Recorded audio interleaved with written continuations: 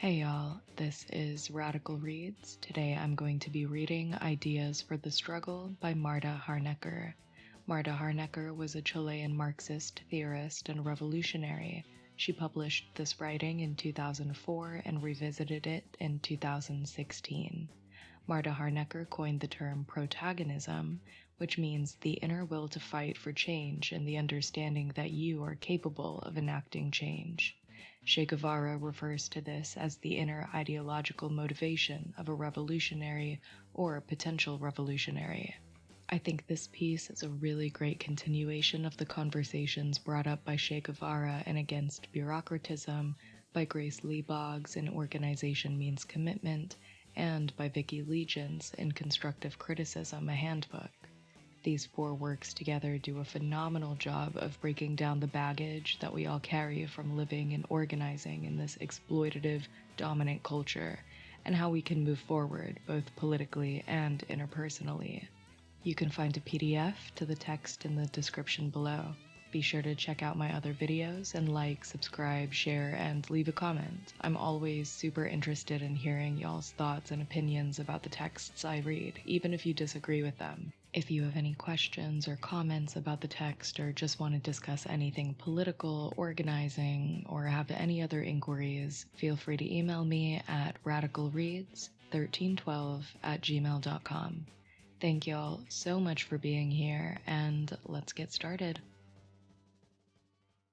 Ideas for the Struggle by Marta Harnecker, translated by Federico Fuentes, first edition published in 2004, second revised and updated edition published in 2016. The following text is made up of 12 articles that were first published in Venezuela in 2004 and that were slightly modified in 2016. They were written without a predetermined order in mind, and I have preferred to maintain this order to facilitate discussion with my earlier readers. I recommend starting from the topic that most interests you and then reading the rest of the text. As it is impossible to develop all the facets of an idea in 2 pages, only by reading the whole text will readers be able to fully understand each individual article. From Marta Harnecker, August 2016. Contents. Article number 1. Mass Uprisings or Revolutions, the Role of the Political Instrument. Number 2. Convince, not impose. Number 3. To be at the service of popular movements, not replace them. Number 4. Should we reject bureaucratic centralism and simply use consensus? Number 5. Minorities Can Be Right. Number 6. The need to unite the political left and the social left. Number 7. Reasons for popular skepticism towards politics and politicians. Number 8. The left should avoid allowing the right to set its agenda for struggle. Number 9. Respect differences and be flexible in regards to activism. Number 10. A strategy for building the unity of the left. Number 11. Popular consultations, spaces that allow for the convergence of different forces. Number 12. Do not confuse desires with reality. Article number 1.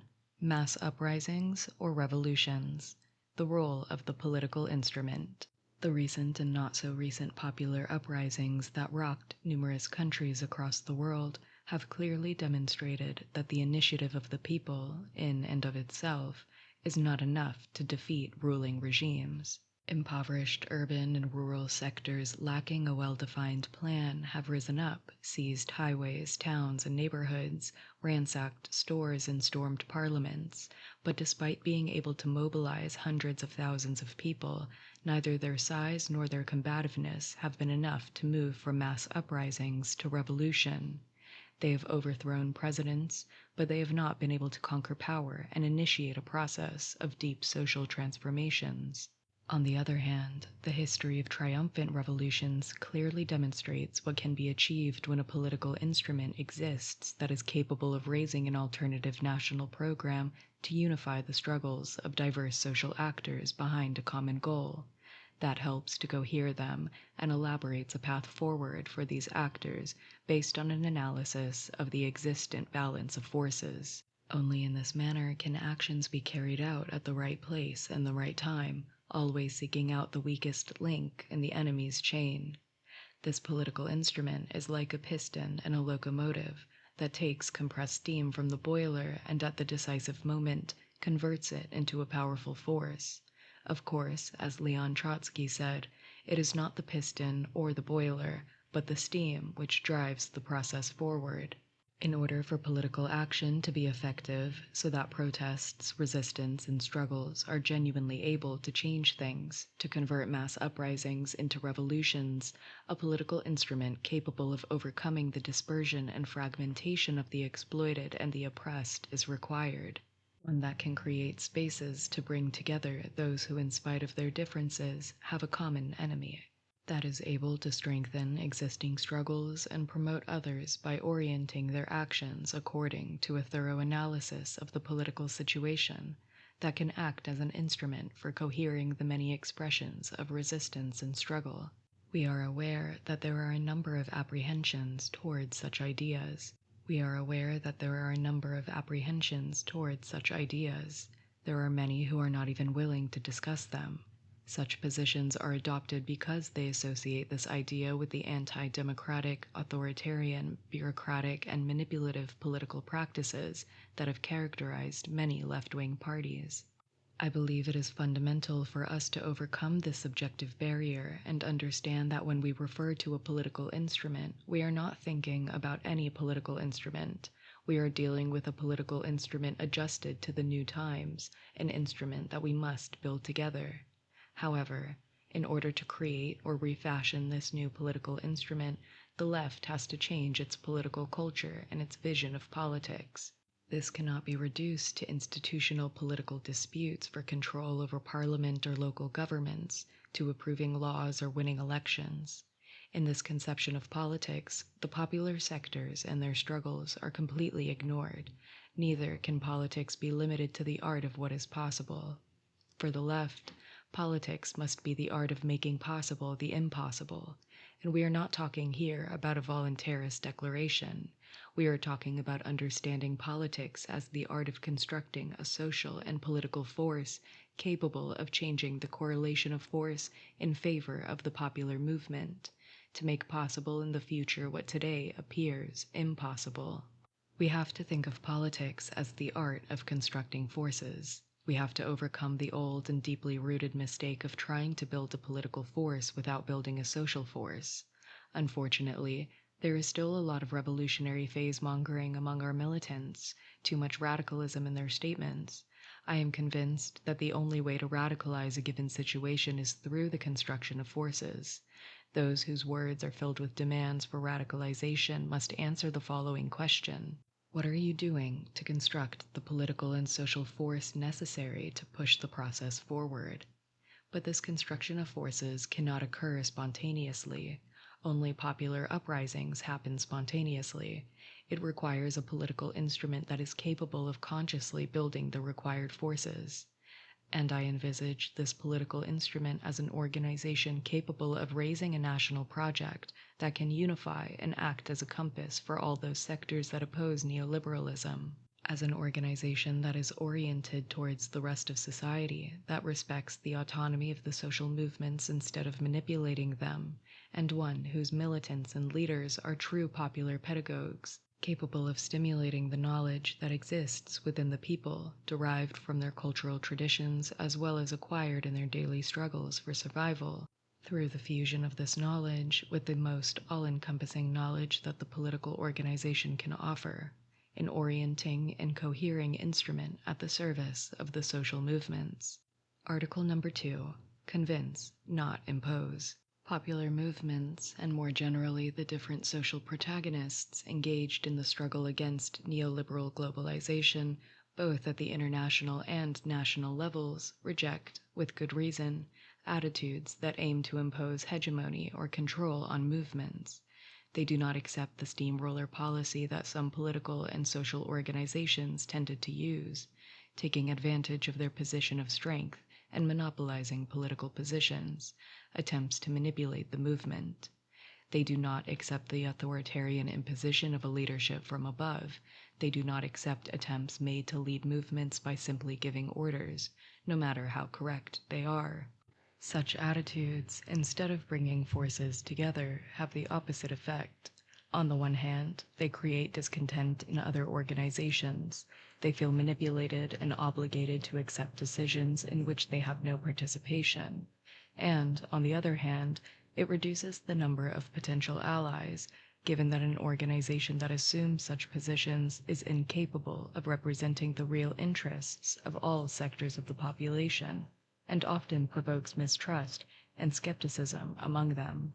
But fighting against positions that seek to impose hegemony does not mean renouncing the fight to win hegemony, which is nothing else but attempting to win over to persuade others of the correctness of our criteria and the validity of our proposals. Winning hegemony does not require having many people in the beginning. There are a number of examples in history that demonstrate how, in a revolutionary situation, a small group with clear ideas, one that correctly analyzes the balance of forces in dispute, that elaborates a correct strategy and tactic, and that is armed with a great passion and the determination to put their ideas into practice, can, within a short time frame, become a movement that mobilizes hundreds of thousands of people. It is more important to put forward a political project that reflects the population's most deeply felt aspirations, and thus win their hearts and minds, than to create a powerful party with a large number of militants. What matters is ensuring that its politics succeed in winning the support of the masses and consensus in the majority of society. Some parties boast about the large number of militants they have, but in reality, they only lead their members. The key is not whether the party is large or small. What matters is that the people identify with its proposals. Instead of imposing and manipulating, it is necessary to convince and unite all those who feel attracted to our project. And you can only unite people if others are respected, if you are willing to share responsibilities with other forces. Today, important sectors of the left have come to understand that their hegemony is greater when they succeed in drawing more people behind their proposals, even if they may not do so under their party's banner. We have to abandon the old-fashioned and mistaken practice of demanding intellectual property rights against organizations that dare to hoist our banner. If an important number of grassroots leaders are won over to these ideas, it is fair to assume that their social base will more than likely also be influenced by these ideas. It is also important to win over distinguished national personalities to the project, because they are public opinion makers and will be effective instruments for promoting proposals and winning over new supporters. We believe that a good way to measure the level of hegemony obtained by an organization is to examine the number of natural leaders and personalities that have taken up its ideas, and in general, the number of people who identify with them. The level of hegemony obtained by a political organization cannot be measured by the number of political positions they have won. What is fundamental is that those who occupy leading positions in diverse movements and organizations take up as their own and implement the proposals elaborated by the organization despite not belonging to it. A political organization that genuinely does not seek to impose hegemony should be able to propose the best people for different positions, regardless of whether they are party members, independents, or members of other parties.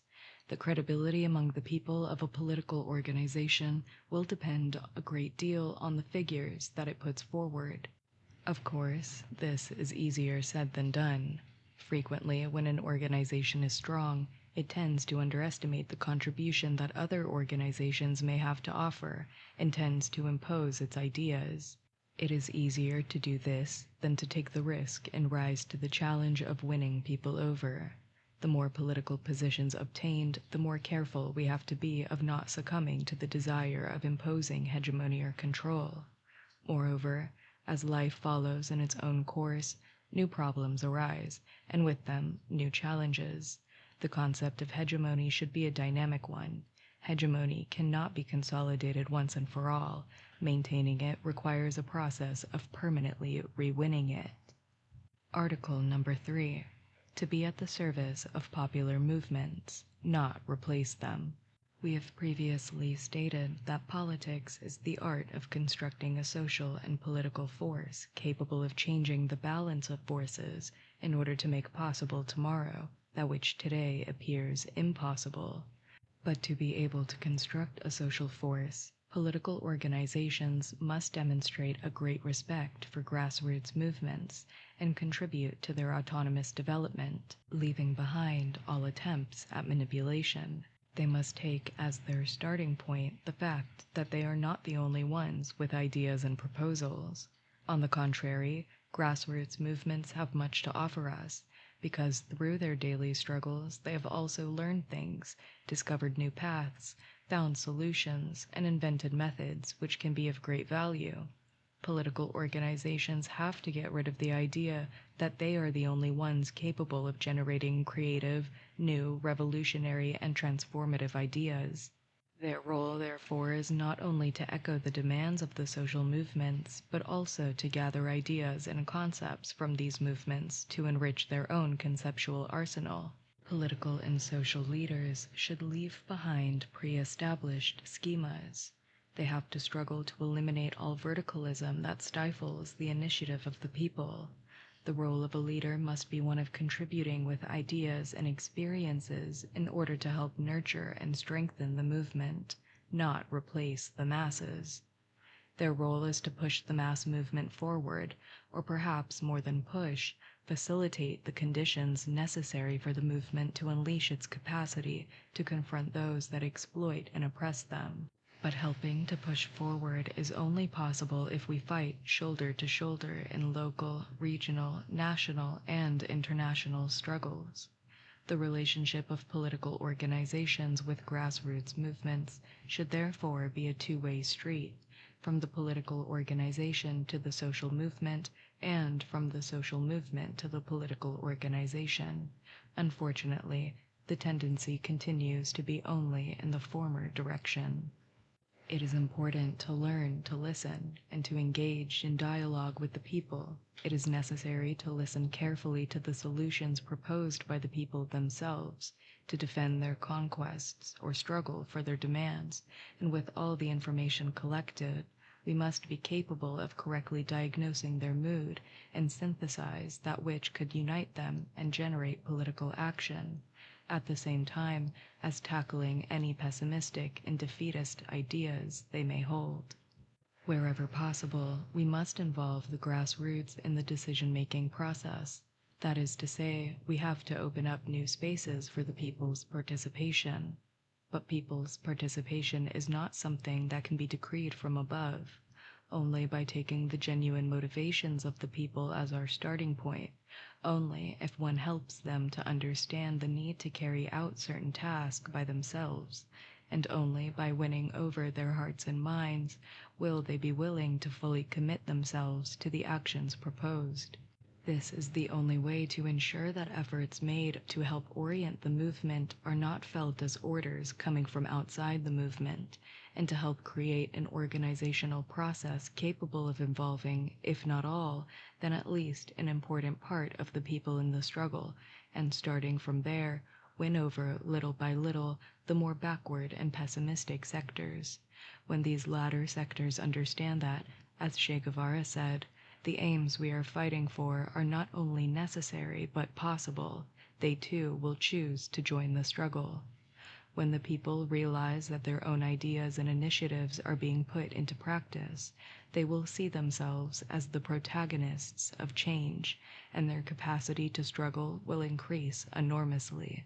Taking all that has been said above into consideration, it is clear that the type of political cadres we need are not cadres with a military mentality. Today, it is not about leading an army, which is not to say that there are some critical conjunctures this may be and should be the case. Nor do we need cadres that are demagogue populists, because it is not about leading a flock of sheep. Political cadres should fundamentally be popular pedagogues, capable of fostering the ideas and initiative that emerge within the grassroots movement. Unfortunately, many of the current leaders have been educated in the school of leading the people by issuing orders, and that is not something that can be changed overnight. Therefore, I do not want to create an impression of excessive optimism here. Achieving a correct relationship between the leaders and the grassroots is still a long way off. Article number 4. Should we reject bureaucratic centralism and simply use consensus? For a long time, left-wing political parties operated along authoritarian lines. The usual practice was that of bureaucratic centralism, influenced by the practice of Soviet socialism. Most decisions regarding principles, tasks, initiatives in the course of political action to take were restricted to the party elite, without the participation or debate of the membership, who were limited to following orders that they never got to discuss and in many cases did not understand. For most people, these practices are every day becoming increasingly more intolerable. But in challenging bureaucratic centralization, it is important to avoid falling into the excess of ultra-democracy, which results in more time being used for discussion than action, since everything, even the most minor points, are the subject of rigorous debates that frequently impede any concrete action. In criticizing bureaucratic centralization, the recent tendency has been to reject all forms of centralized leadership. There is a lot of talk about organizing groups at all levels of society, and that these groups must apply a strict internal democracy, ideas that we obviously share. What we do not agree with is the idea that no effort needs to be put into organically linking them up. In defending democracy, flexibility, and the desire to fight on many different fronts, what ends up being rejected is efforts to determine strategic priorities and attempts to unify actions. For some, the one and only acceptable method is consensus. They argue that by utilizing consensus, they are seeking to not impose decisions, but instead interpret the will of all. But the consensus method, which seeks the agreement of all and appears to be a more democratic method, can in practice be something that is profoundly anti-democratic, because it grants the power of veto to a minority to such an extreme that a single person can block the implementation of an agreement that may be supported by an overwhelming majority. Moreover, the complexity of problems, the size of the organizations, and the political timing that compels us to make quick decisions at specific conjunctures make it almost impossible to use the consensus method on many occasions. I believe that there cannot be a political efficacy without a unified leadership that determines the course of action to follow at different moments in the struggle. This also requires that a broad-ranging discussion occur, where everyone can raise their opinions, and where, in the end, positions are adopted and everyone respects them. For the sake of a unified course of action, lower levels of the organization should respect the decisions made by the higher bodies, and those who have ended up in the minority should accept whatever course of action emerges triumphant, carrying out the task together with all the other members. This combination of A, a democratic debate at different levels of the organization, and B, a single, centralized leadership based on whatever agreements are arrived by consensus or by majority vote, is called democratic centralism. It is a dialectical combination. In complicated political periods of revolutionary fervor or war, there is no other alternative than to lean towards centralization. In periods of calm, when the rhythm of events is slower, the democratic character should be emphasized. Personally, I do not see how one can conceive of successful political action if unified action is not achieved around key issues. I do not see any other alternative to democratic centralism for achieving this if consensus cannot be reached. Only a correct combination of centralism and democracy can ensure that agreements are effective, because having engaged in the discussion and the decision-making process, one feels more committed to carry out the decisions, and this commitment will then translate in practice to a growing sense of responsibility, dedication to work, aptitude for problem-solving, as well as courage to express opinions, to criticize defects, and exercise control over the higher bodies of organizations. An insufficient democratic life impedes the unleashing of the creative initiative of all activists, with the subsequent negative impact on their participation. When applying democratic centralism, we must avoid attempts to use narrow majorities to try and crush the minority. The more mature social and political movements believe that it is pointless imposing a decision adopted by a narrow majority.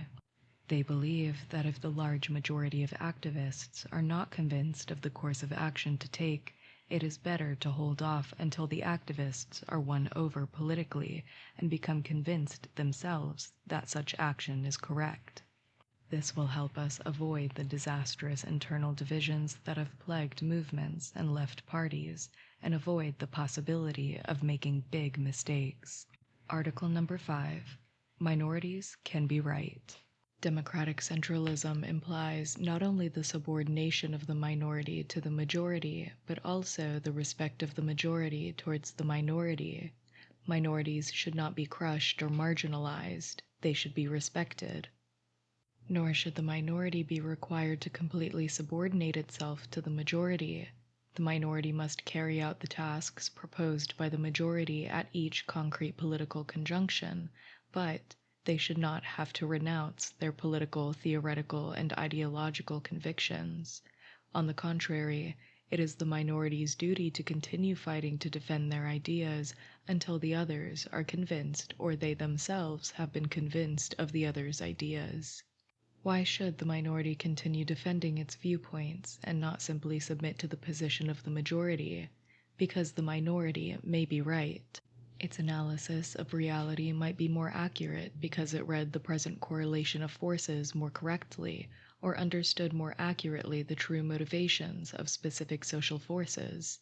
That is why those who hold minority views at a specific moment should not only have the right, but actually have the duty to defend their positions, to fight to convince the maximum number of activists of those positions through a healthy internal debate. We refer to a healthy debate because we have to start by recognizing that we never possess the whole truth.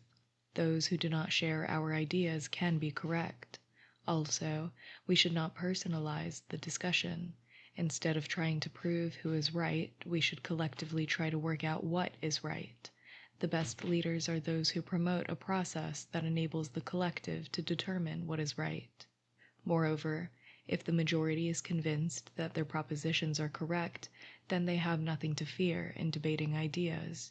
On the contrary, they should encourage it and try to convince the minority. If the majority fears a confrontation of positions, it is probably a sign of political weakness. Is this not the case if we look at some of the left parties and social movements in Latin America? How many splits could have been avoided if the minority view had been respected? Instead, on many occasions, the entire weight of the bureaucratic apparatus has been used to crush them, leaving them with no choice but to split.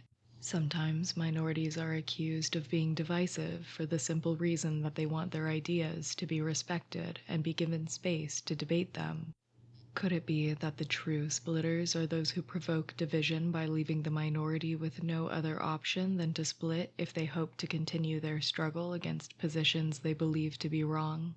The topic of majorities and minorities also relates to the disjunction or non-correspondence between representatives and the rank and file.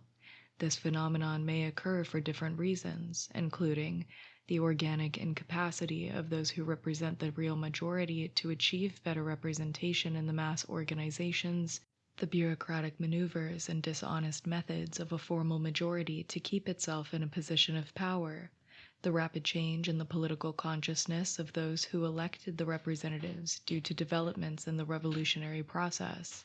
When such a shift in consciousness takes place, those who only days before truly represented the majority may now no longer do so because the people have matured. They now see that others who had proposed to represent them in a different way were right after all. Under such circumstance, any majority now only constitutes a formal majority. If new elections were to be held, new people would be elected. The new culture of the left should also be reflected in a different approach towards the composition of leadership bodies and political organizations. For a long time, It was believed that if a certain tendency or sector of the party won the internal elections by a majority, all leadership positions would be filled by cadres from that tendency. In a certain sense, the prevailing idea was that the more homogeneous the leadership, the easier it would be to lead the organization. Today, different criteria tend to prevail. A leadership that better reflects the internal balance of forces seems to work better, as it helps to get all party members, and not only those of the majority current, feeling more involved in the implementation of tasks proposed by the leadership. But a plural leadership along the lines that we are proposing can only be effective if the organization has a truly democratic culture, because if that is not the case, then such an approach will produce a wave of unrest and render the organization ungovernable. Moreover, a real democratization of the political organization demands more effective participation by party members in the elections of their leaders. They should be elected according to their ideological and political positions rather than on personal issues. That is why it is important that the different positions up for election are well known among the party membership via internal publications. It is also very important to ensure a more democratic formulation of candidatures and safeguard the secret vote. Finally, it is essential to understand that an internal democratic culture practiced by the political organization, a level of internal tolerance, an ability to act in a united way even if there are disagreements, offer the social movements a positive example which they can then try to imitate. Article 6. The need to unite the political left and the social left. The rejection by a majority of the people of the globalization model imposed on our continent intensifies each day, given its inability to solve the most pressing problems of our people.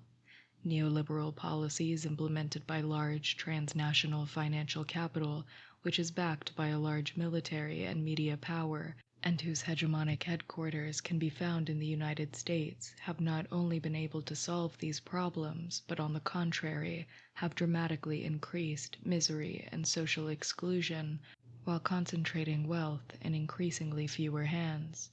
Among those who have suffered most as a result of the economic consequences of neoliberalism are the traditional sectors of the urban and rural working classes. But its disastrous effects have also affected many other social sectors, such as the poor and marginalized, impoverished middle-class sectors, the constellation of small and medium-sized businesses, the informal sector, medium and small-scale rural producers, the majority of professionals, the legions of unemployed, workers and cooperatives, pensioners, the subordinate cadres of the police and the army, junior officers. Moreover, we should not only keep in mind those who are affected economically, but also those who are discriminated against and oppressed by the system. Women, youth, children, the elderly, indigenous peoples, blacks, certain religious creeds, homosexuals, etc. Neoliberalism impoverishes the great majority of the population of our countries, impoverished in the socio-economic sense and also in the subjective sense. Some of these sectors have transformed themselves into powerful movements. Among those are women's, indigenous, and consumer rights movements, the movements that fight for human rights and defense of the environment. These movements differ in many ways from the classical labor movement. Their platforms have strong issue-based focus, and they stretch across classes and generations. Their forms of organizing are less hierarchical and rely more on networks than those of the past, while their concrete forms of actions vary quite a lot. New social actors have also appeared. What is surprising, for example, is the capacity to mobilize that has manifested itself among the youth, fundamentally organized through electronic means, internet, mobile phones, etc., with the object of rejecting actually existing globalization, resisting the application of neoliberal measures, promoting very powerful mobilizations against war and military occupation, and spreading the experiences of revolutionary struggle, thereby breaking down the information blockade that had been imposed on the left and progressive ideas. This growing rejection is being expressed through diverse and alternative practices of resistance and struggles. The consolidation of left parties, fronts, or political processes in opposition to neoliberalism is undeniable in various countries. In others, powerful social movements have arisen and transformed themselves into major political actors, becoming important oppositional forces that occupy the front lines of the fight against neoliberal globalization. However, despite the depth of the crisis that the neoliberal model has provoked in these countries where it is still in place, the breadth and variety of affected sectors that encompass the majority of the population, the multiplicity of demands that have emerged from society and which continue to remain unmet, all of which have produced a highly favorable situation for the creation of a very broad anti-neoliberal social bloc with enormous social force. The majority of these growing expressions of resistance and struggle are still far from truly representing a real threat to the system. I believe that one of the reasons that helps explain this situation is that parallel to these favorable objective conditions for the construction of a broad alternative social bloc against neoliberalism, there are very complicated subjective conditions which have to do with a profound problem, the dispersion of the left. And that is why I believe that for an effective struggle against neoliberalism, it is strategically important to articulate the different left sectors, understanding the left to mean all the forces that stand up against the capitalist system and its profit-driven logic, and who fight for an alternative society based on humanism and solidarity, built upon the interests of the working class. Therefore, the left cannot simply be reduced to that which belongs to left parties or political organizations. It also includes social actors and movements. Very often these are more dynamic and combative than the former, but do not belong to or reject belonging to any political party or organization. Among the former are those who prefer to accumulate forces by using institutions to aid transformation, while others reject that option. To simplify, I have decided to refer to the first group as the political left and the second group as the social left, even though I recognize that this conceptual separation is not always so clearly defined in practice.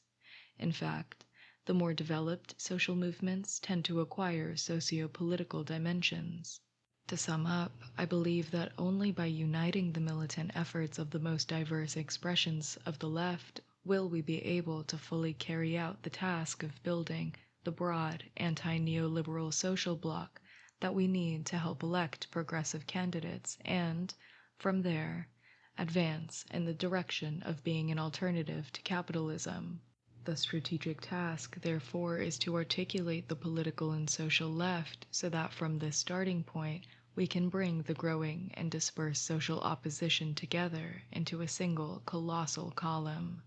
Article number 7. Reasons for popular skepticism towards politics and politicians.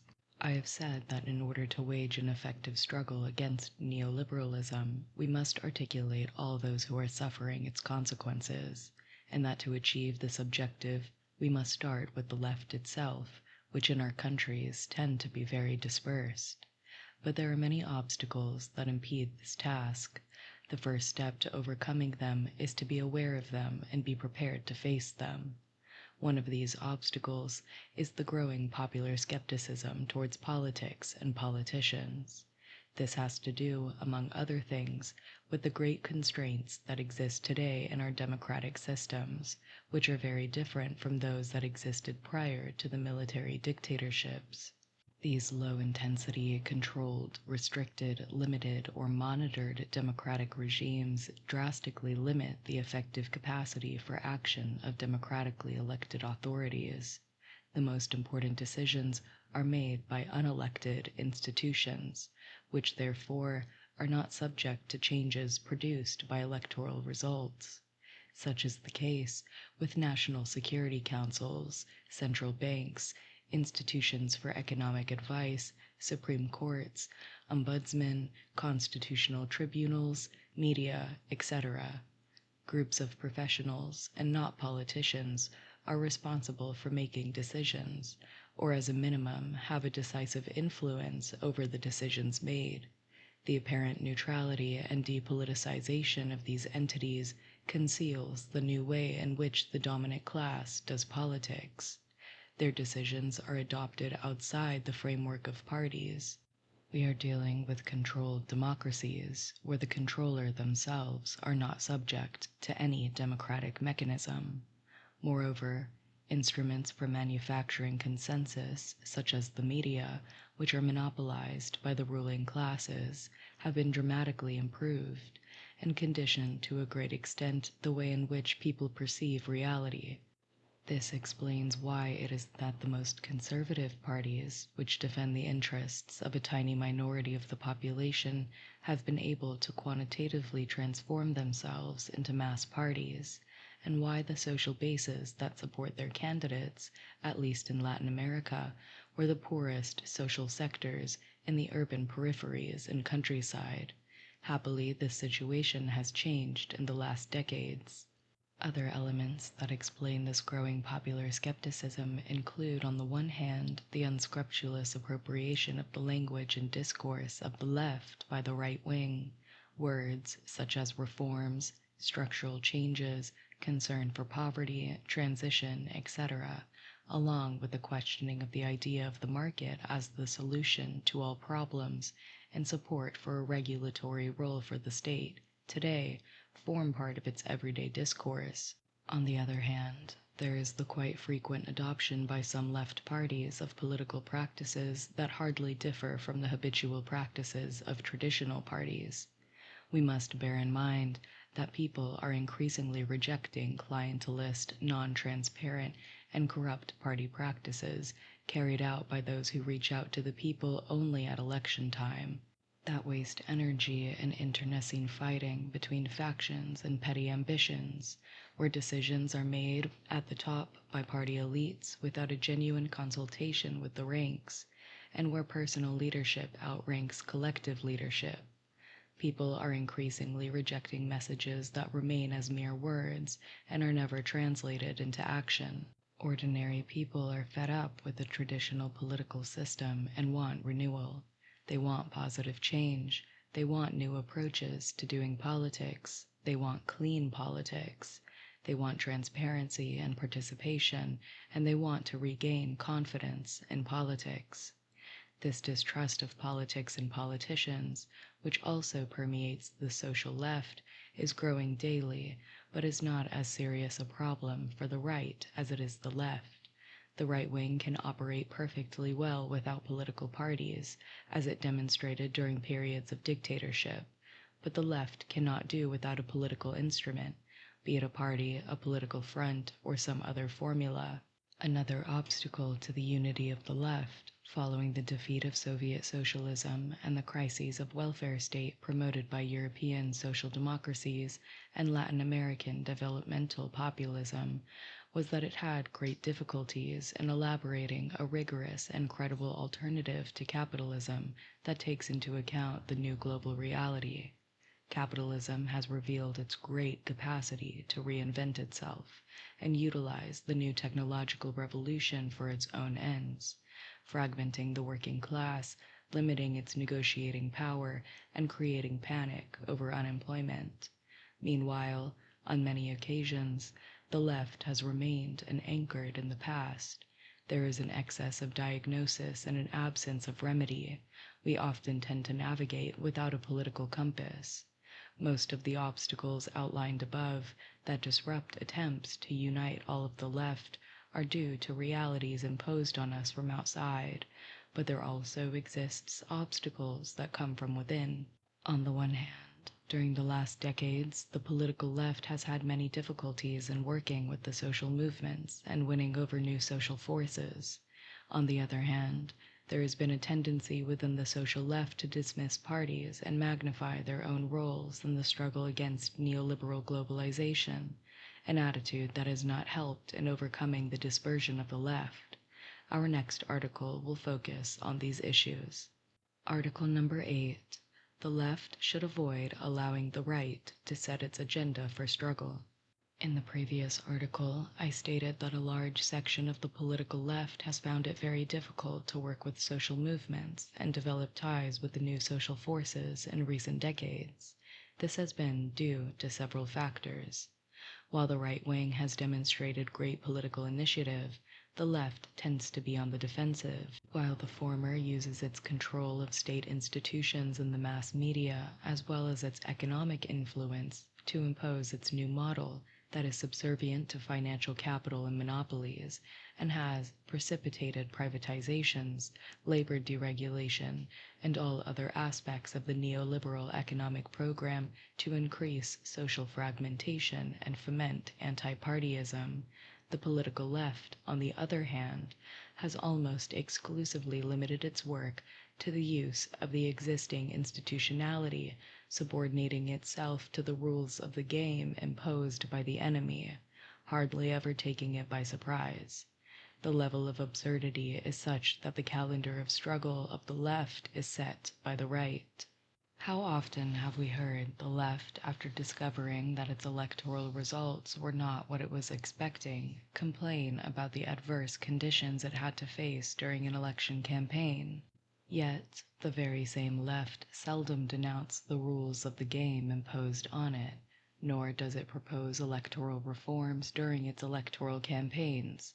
On the contrary, what tends to occur is that instead of carrying out an educational, pedagogical campaign that serves to increase the organization and awareness of the people, the left uses the same techniques that the ruling classes uses to sell its candidates and seek votes.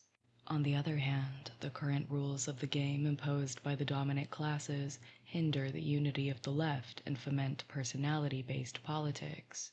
In some countries, the left is forced to work to support its own party instead of a broader front, because if it does not, its party tends to disappear from the political sphere.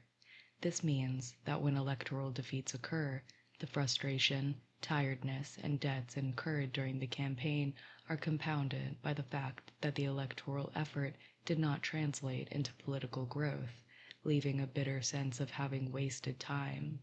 The situation would be very different if campaigns were conceived from a pedagogical point of view, where election campaigns are used to deepen awareness and popular organization.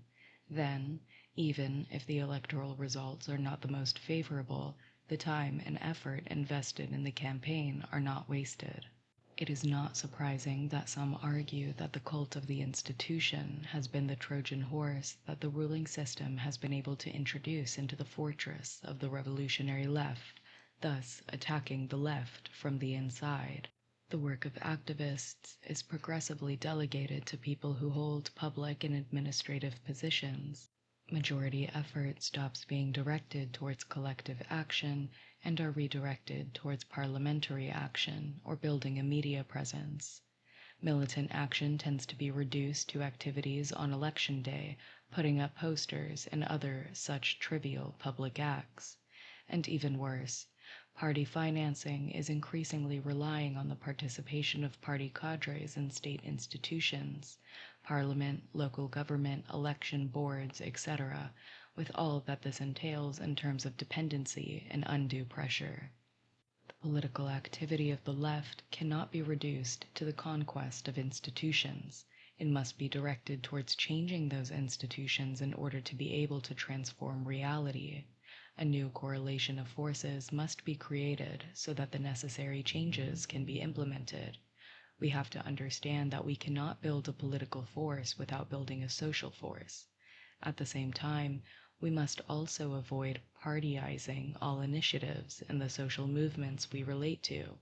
On the contrary, efforts must be made to articulate their practices into a single political project. Additionally, the political left has had a hard time adjusting to the new realities. On many occasions, it has remained firmly locked into rigid conceptual frameworks that prevent it from appreciating the potentiality of the new social forces. Instead, exclusively focusing efforts on forces that have traditionally mobilized, such as trade unions, but that today are much weaker due to a variety of factors. Lastly, one of the greatest difficulties for the political left in terms of working with the social left has been the viewpoint that sees social movements as conveyor belts for the party. The leadership of the movement, positions in leadership bodies, the platform of struggle, everything is decided by party leaders, and the line of march is imposed to the social movements, thereby not allowing them to participate in the process of deciding upon the matters that directly affect them. Summing up, in order for the political left to develop strong bonds with the social left, the political left must renew itself ideologically, change its political culture and work methods, and incorporate into its arsenal the initiative forms of struggle and resistance utilized by the social left. Article number 9. Respect differences and be flexible in regards to activism. There continues to be a difficulty within the left to deal with differences. In the past, the tendency of political organizations, especially parties that declared they were parties of the working class, was always towards homogenizing the social base within which they carried out political work.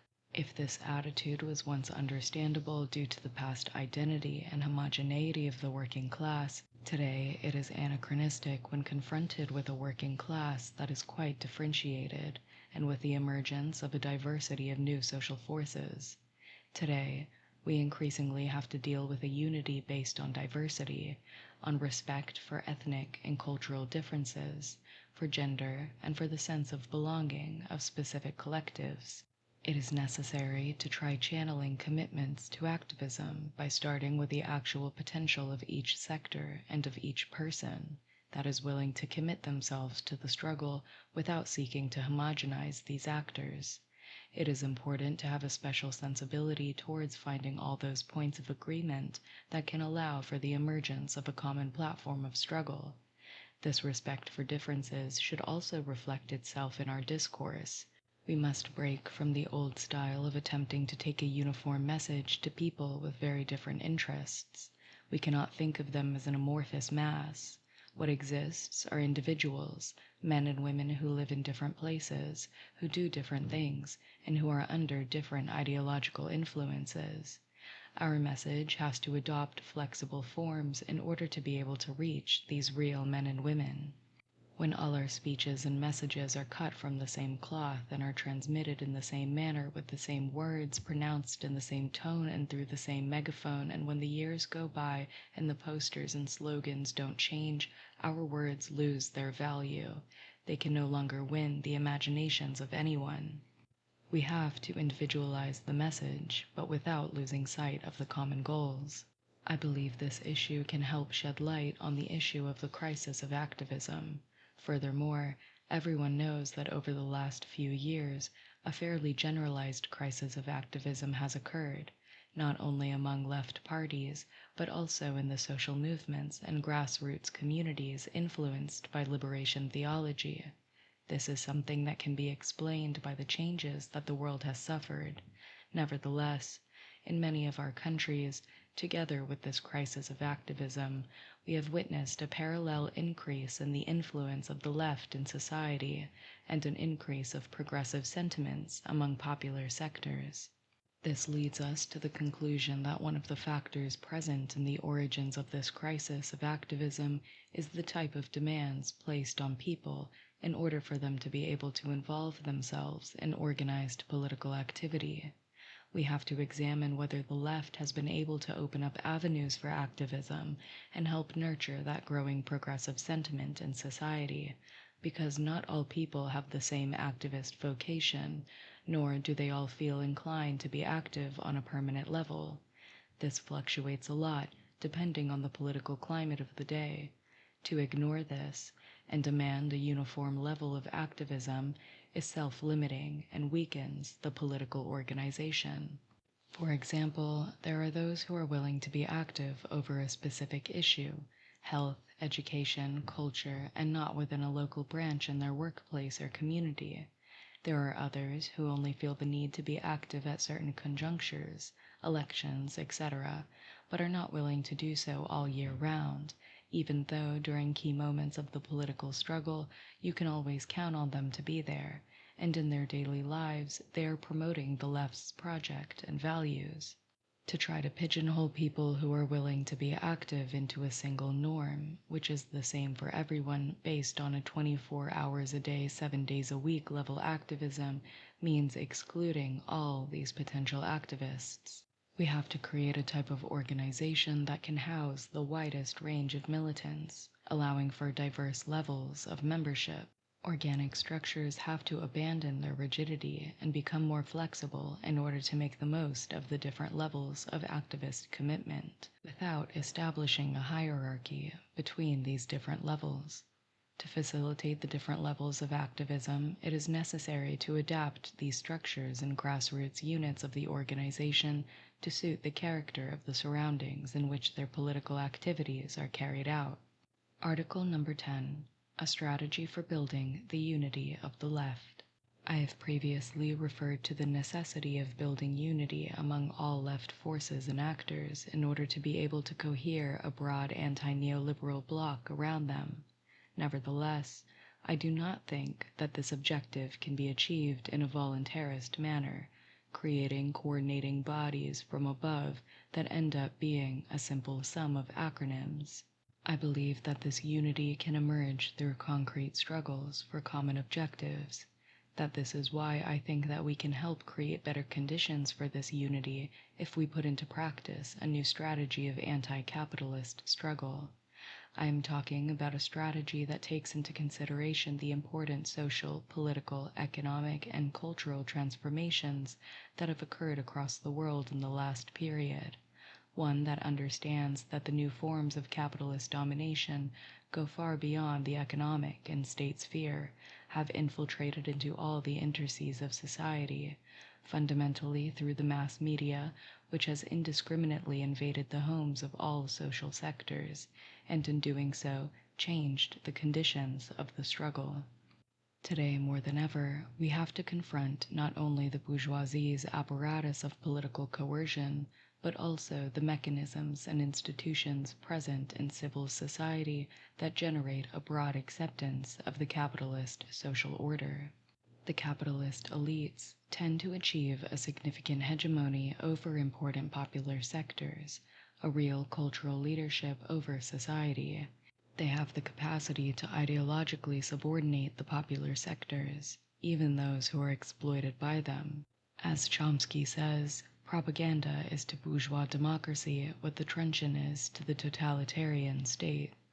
In those Latin American countries where the government is in the hands of the conservative classes, our challenge is to elaborate a revolutionary strategy within the conditions of a bourgeois democracy that enjoys a level of acceptance by an important part of the popular sectors, which allows it to maintain itself without having to recur to repression.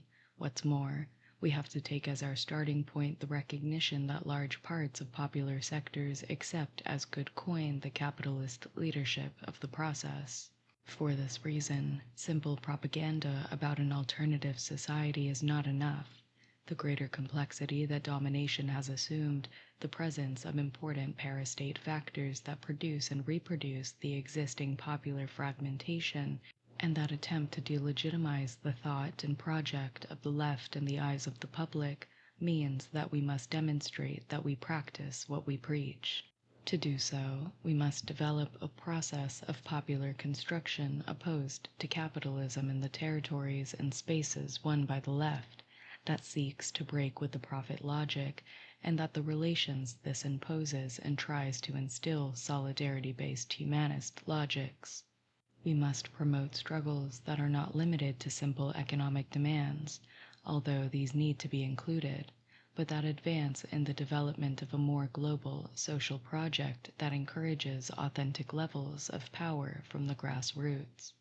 What we are dealing with is the construction of experiences in popular democracy that are tangibly superior to bourgeois democracy.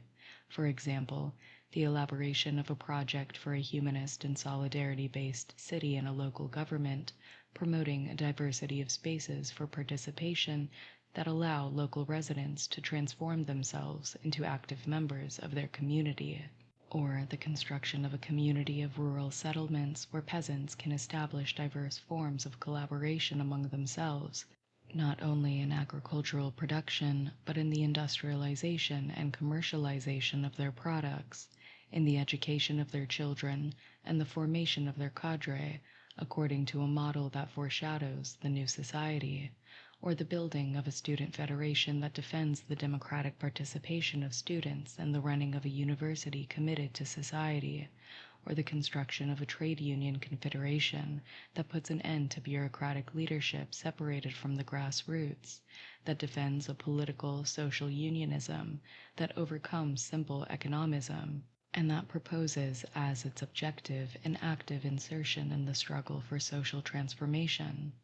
A strategy of this type can enormously facilitate the cohering of all the sectors of the left, both those that are members of parties as well as social movement activists, because it involves a different type of call to action. In order to be active, one does not necessarily have to become a member of a party, a mass organization, a movement. One can become an activist simply by participating in putting into practice the project of an alternative model.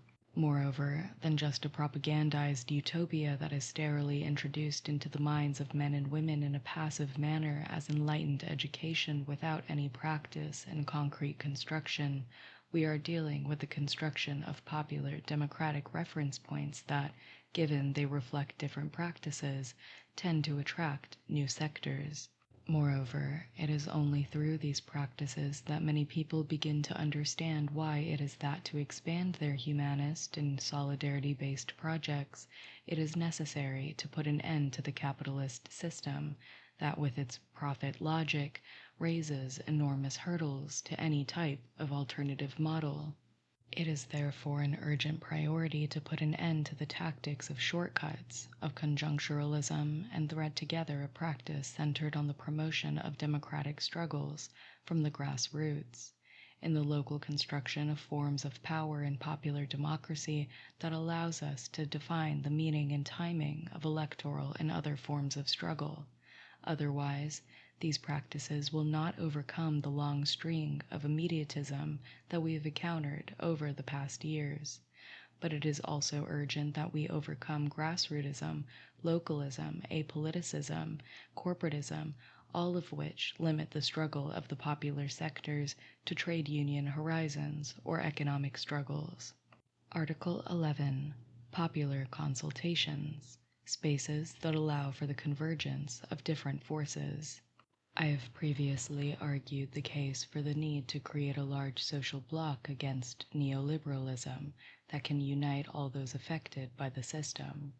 To achieve this, it is fundamental that we create spaces that allow for the convergence of specific anti-neoliberal struggles, where, while safeguarding the specific characters of each political or social actor, common tasks can be taken up that help strengthen the struggle. In this respect, I think that popular consultations or plebiscites can be very interesting spaces. These can allow us to mobilize behind a single concrete task of convincing, by undertaking door-to-door popular education, a large number of people and youth who are beginning to awaken to politics, who want to contribute to a better world, who very often do not know how to do it, and who are not willing to be active in the traditional way because many of them reject politics and politicians. Moreover, this concrete door-to-door work leads to having to directly relate to impoverished popular sectors and their arduous living conditions. Many can be radicalized by coming into contact with so much poverty.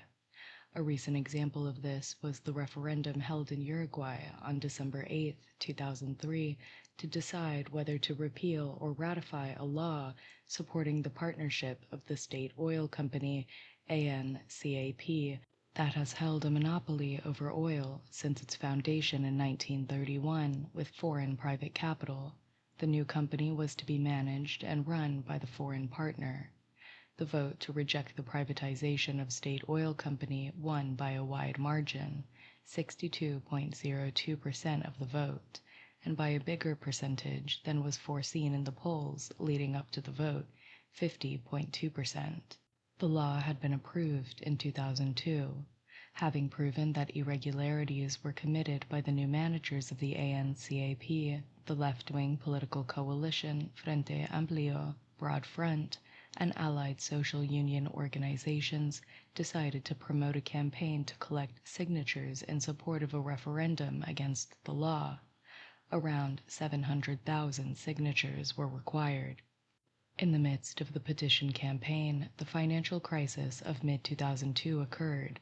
The value of the dollar doubled within days. Some people lost their life savings. Many bank accounts were frozen. There were massive company closures, and unemployment surpassed the historic high of 13%, rising to 20%, something unbearable for a country like Uruguay. Social discontent increased. The possibility of turning the popular consultation into a symbolic act of rejection of government's policies allowed the campaign to grow, gain strength, and motivate people. Even though the mass media was totally hostile and tried to ignore the existence of the initiative, the house-to-house campaign to collect signatures across the country was more powerful than the media blockade. The strong point of the campaign once again was the work done in the grassroots, shoulder to shoulder, talking with people in their homes, and using modest local radio stations that supported the cause. The initial weight of the campaign was shouldered more by the social organizations than the political instrument, party, which was somewhat hampered by its initial hesitations. But when the Frente Amplio joined the campaign, it once again demonstrated its clarity in the debates and the great potential of neighborhood, trade unionist, and propagandistic activism. The initiative was supported by all the tendencies in the PIT-CNT Union Confederation, the FUCVAM, Unitary Federation of Mutual Aid Cooperatives, which carried out an important mass mobilization across the whole country, and the student movement, FEUU, also joined the campaign, although with little force. The right wing took the initiative to start with in relation to the referendum. It was able to cover the walls of the Montevideo with slogans attacking Tabare Vázquez, then FA presidential candidate, and in support of the law. Within weeks, thousands of walls were recovered and the right disappeared off the streets. From that moment on, August to September 2003, fractures began to appear in the traditional parties. Partido Nacional, or National Party, mayor from Paysandú, a large city and former industrial center on the border with Argentina, today in ruins, declared himself in support of abolishing the law. The same occurred with many local leaders from outside the capital and some mid-level national leaders. Another example, if we focus on recent ones, is the Consultation over the Free Trade of the Americas, FTAA, held in Argentina in November 2003, where more than 2 million votes were cast. It was organized by the Autoconvocatoria No al ALCA, self-initiated No to FTAA, a diverse and large space that brought together a growing number of movements and trade unions, professionals, women, farmers, environmentalists, religious and human rights groups, political parties, and neighborhood, cooperative, and business organizations. Even when some of these consultations lacked legal backings, they still had an important political effect. Proof of this was the declaration made by Argentina's then head of cabinet, Alberto Fernandez, who stated that the result of the consultation should be taken into consideration by the government at the time of making a decision concerning the FTAA.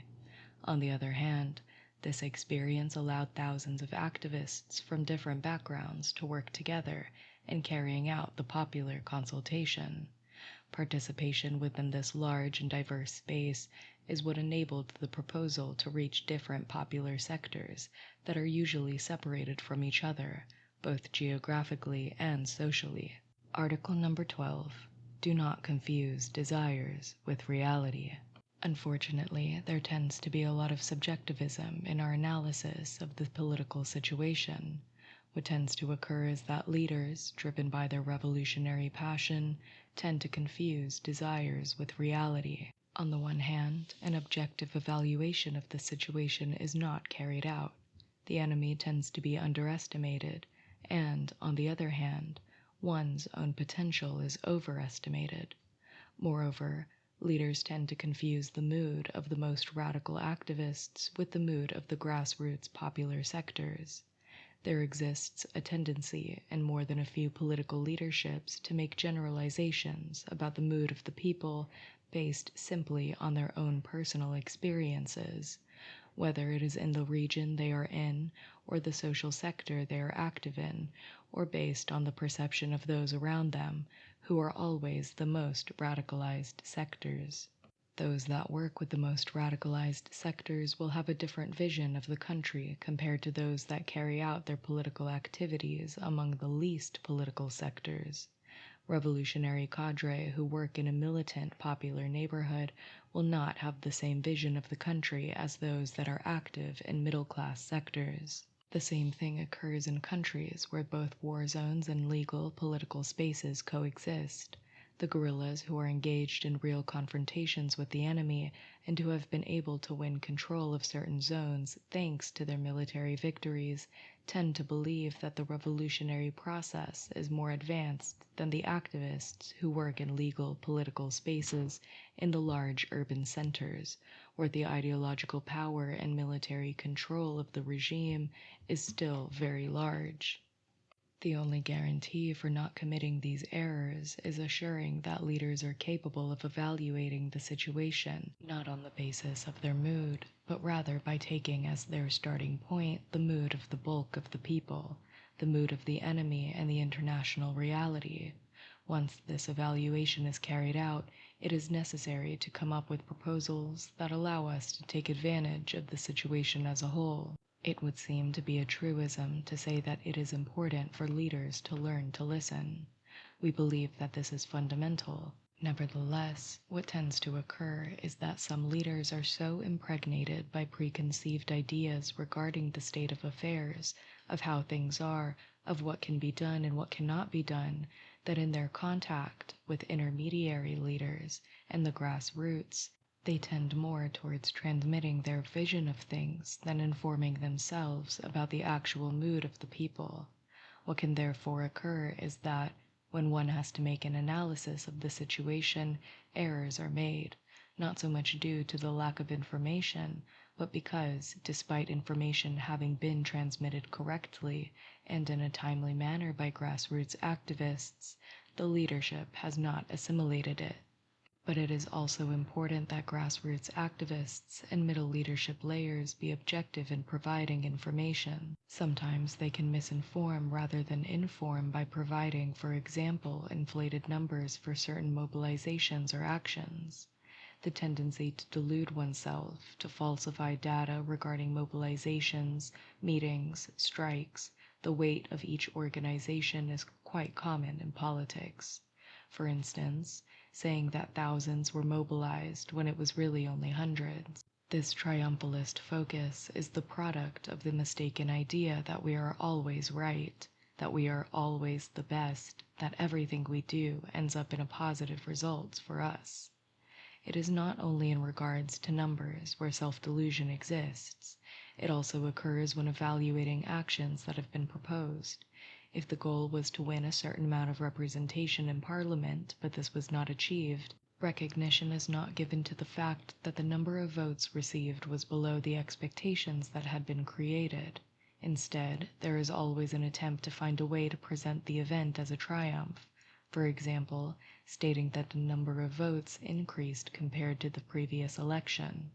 If a national strike is proposed, but only a partial strike is achieved, this is not recognized as a defeat.